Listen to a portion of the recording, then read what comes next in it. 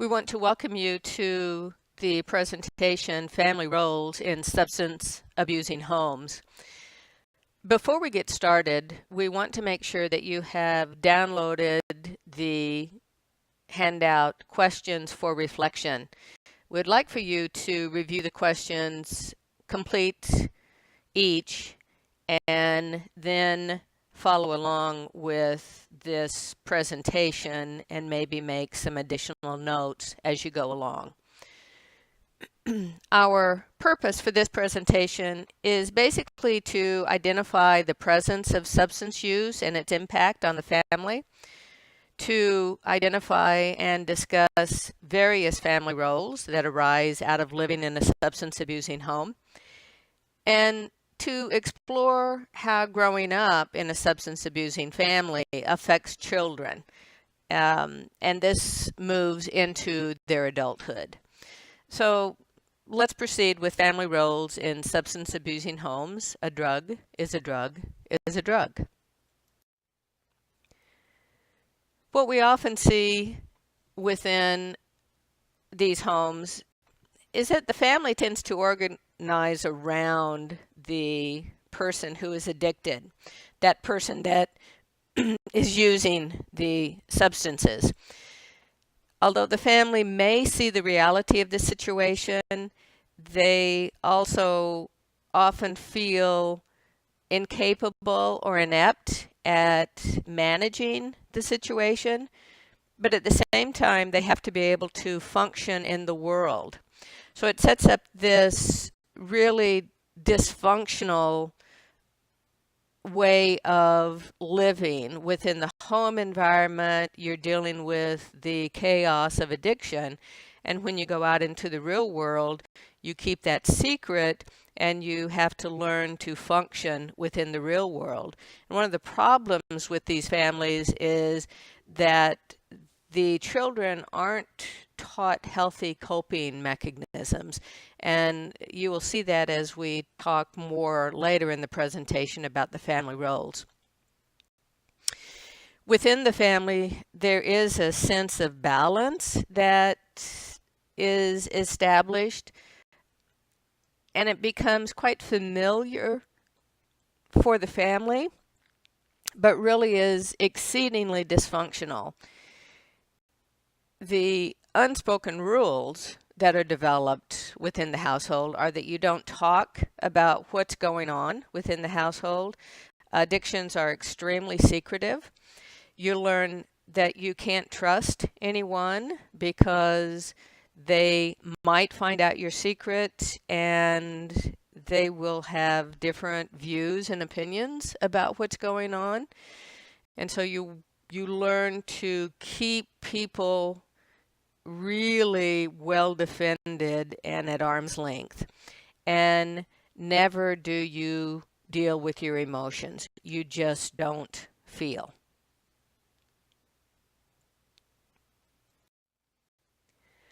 So let's take just a moment to talk about how we want to define chemical dependency.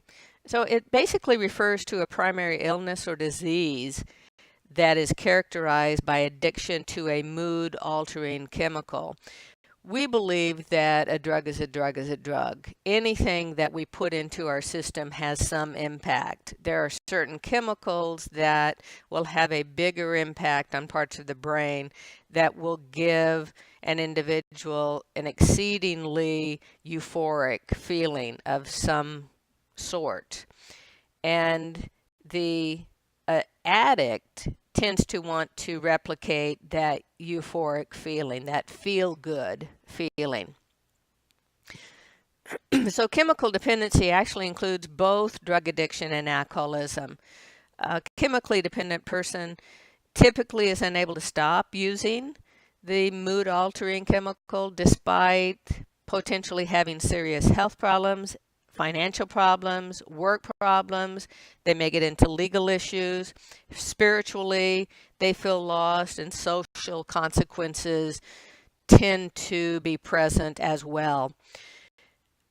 Unfortunately, dependency is a disease that does not see age, sex, race, religion, or economic status. It also is progressive, it's chronic, and if left untreated, can be fatal. People die from dealing with being chemically dependent.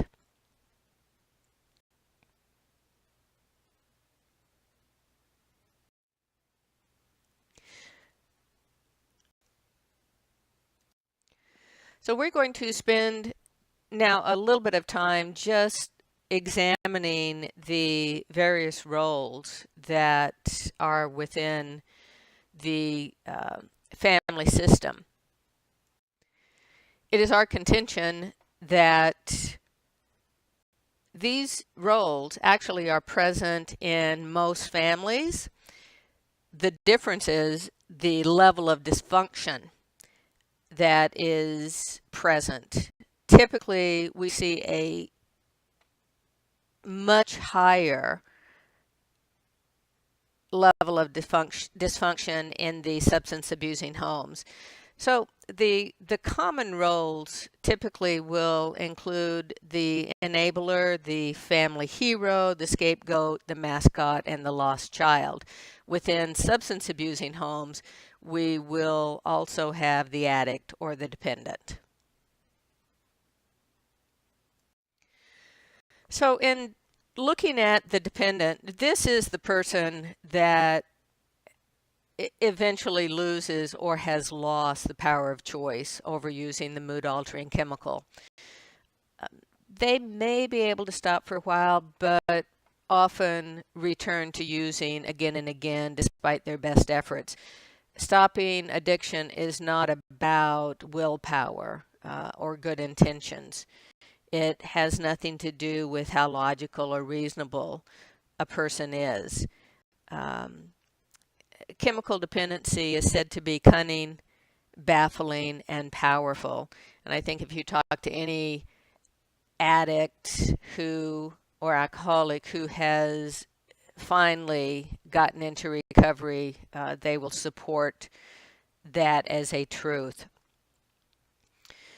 The dependent typically tries to deny or rationalize their problems. They tend to really avoid looking at the issue. And it is our belief that if the drug or the chemical use impacts even one area of life, then you actually have a problem with that particular chemical. So we hold to that adage, a drug is a drug is a drug. Now, let's just talk about what a drink actually means.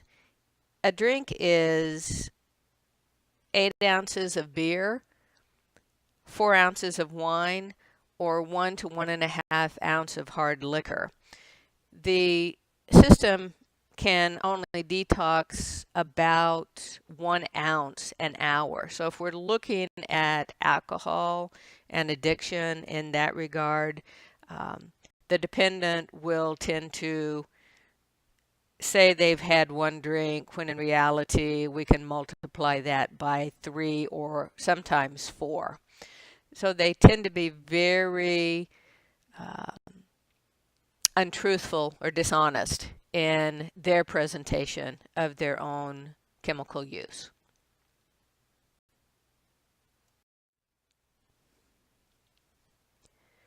Now, the enabler is quite an interesting character. This usually is the spouse or the partner of the dependent. The enabler attempts to run the family as smoothly as possible. The enabler will clean up the messes of the addict, and the enabler typically is the one that will feel worry and guilt to a much higher extreme than other family roles will. What is interesting, though, about the enabler is that this is the person who actually allows the substance abuse to continue because they end up saving the abuser from the consequences of their actions.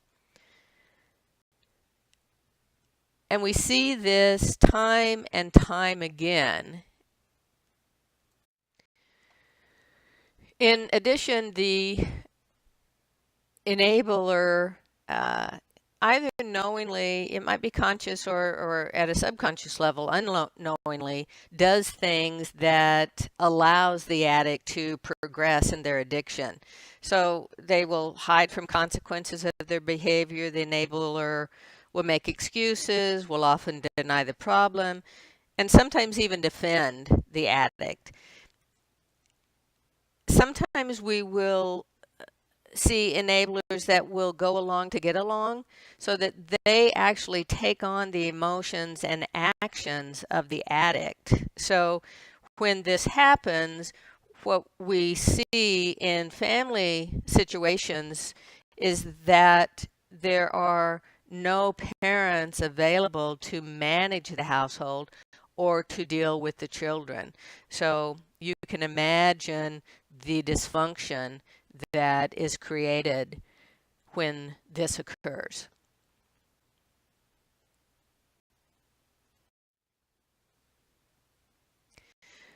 The hero often is the sibling who begins to excel in many different areas. It can be from sports to academics.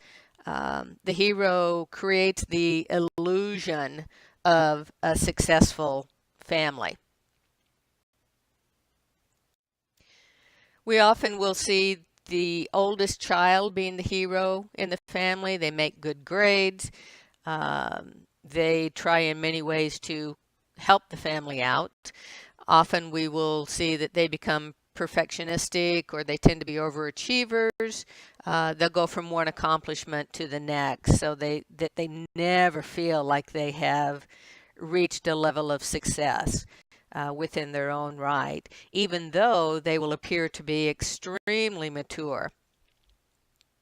The heroes tend to be leaders. They're admired by other people. These are the kids that teachers will brag about. Unfortunately, the hero never feels good enough. They are very serious. It is troublesome for them to take time out to play. So we see this very adult-like demeanor with the hero. Although they seem to have it made or have it all together, they really have esteem issues and are always trying to do better and be more successful. Inside, they feel rather inadequate, never good enough. They're scared. They feel guilty. They feel lonely. The scapegoat has a major impact within the family and carries the biggest burden in trying to make the family appear okay.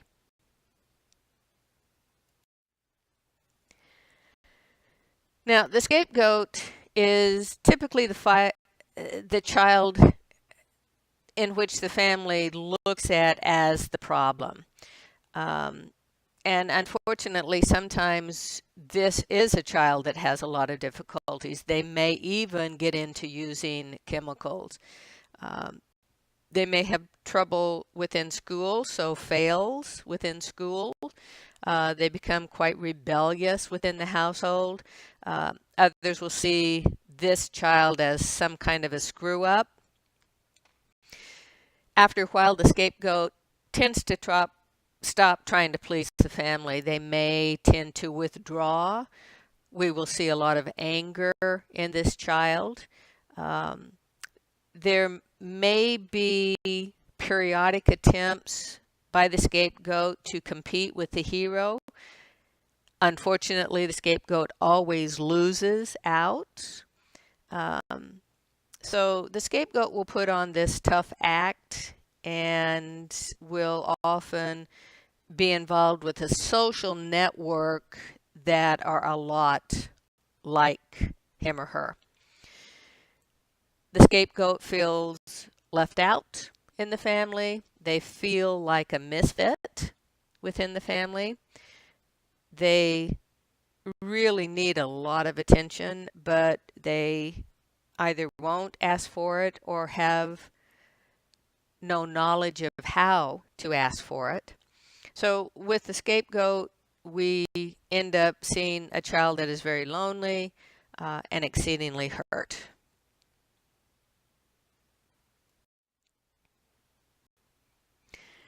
The mascot often is the youngest child in the family unit. The mascot, in many ways, like the scapegoat, will take attention away from the addiction or problems within the family. This person attempts to provide some kind of comic relief to help family during greater times of stress. The mascot often is seen as a cut-up or class clown within the school system. They tend to have lots of energy and can be quite disruptive. Often the family will feel that this child needs protection and is quite fragile. I think one of the reasons for that is because this is the person in the family, as I said earlier, attempts to take the attention away from what's really going on, which is the addiction. The mascot has then this strong desire to keep the focus on themselves as opposed to the addict or the problems within the family. Usually we'll see this individual being rather happy-go-lucky in most ways and in most times. Unfortunately, internally, the mascot is very fearful, very anxious. They're the ones that sees that something is wrong, but that no one acknowledges it. So they're feeling a lot of confusion, often to the point of kind of feeling crazy at times.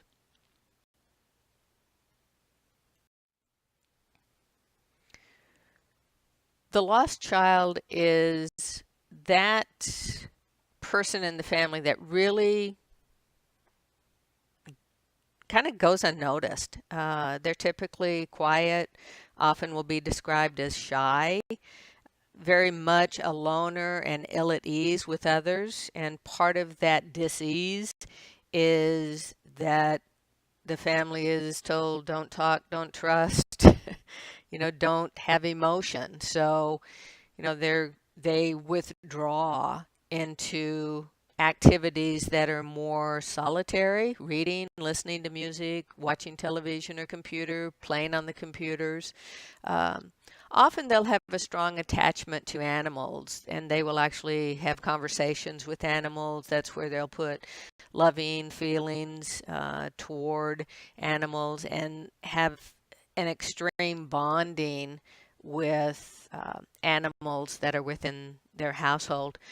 Unfortunately, the lost child tends not to have close friends, again, for the reasons I mentioned earlier. They try not to be a bother within the household. The lost child often will feel like an outsider. Their self-esteem is probably the lowest of any of the other roles, and they feel forgotten. Unfortunately, then, as adults, they tend not to develop stronger attachments as they're moving through their adult life. So we'll have difficulty maybe in romantic relationships, developing friendships, and often we'll go into jobs that tend to be more isolative.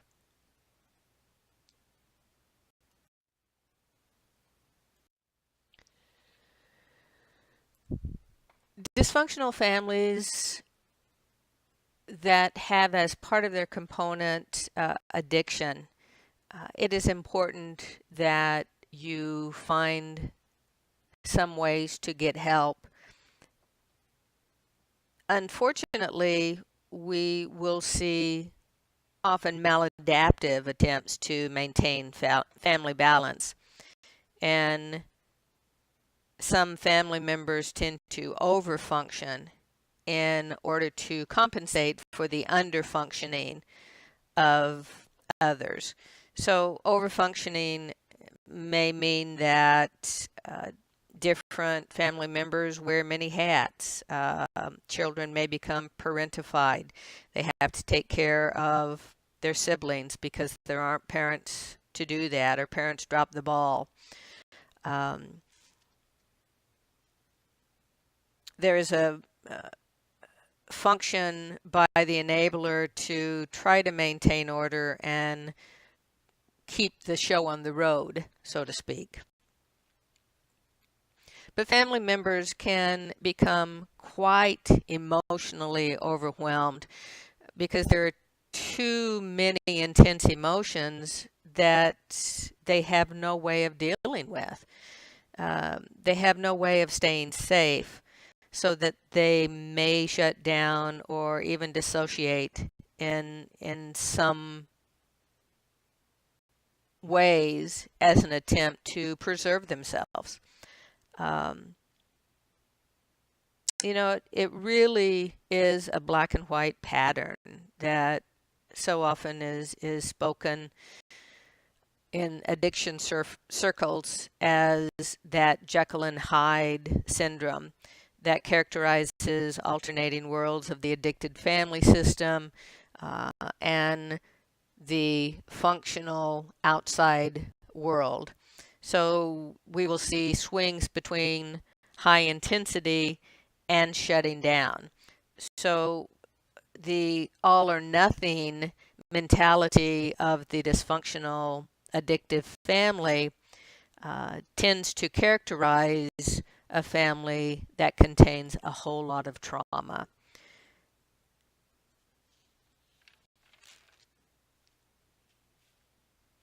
So there are a number of places where you can go to get help. You might want to consider some 12-step support groups. Typically, you can find these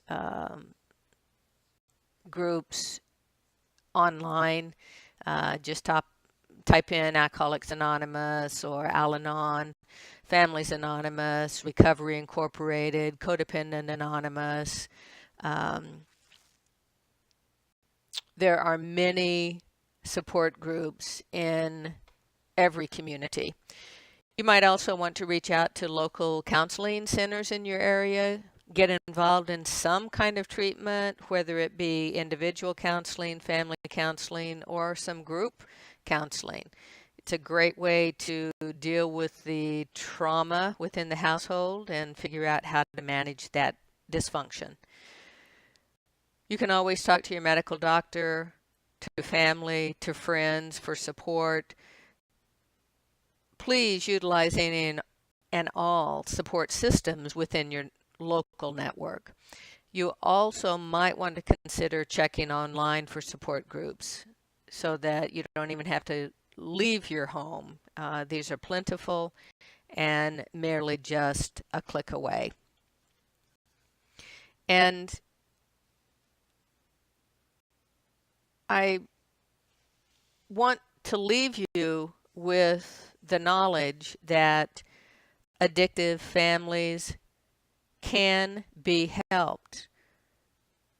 You just have to reach out, move away from the denial, move away from the excuses of that family system, and begin to move from dysfunction to function.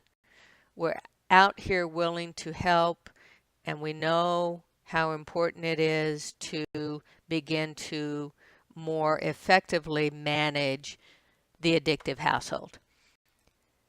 Thank you for joining us in our presentation today, and good luck in your family recovery.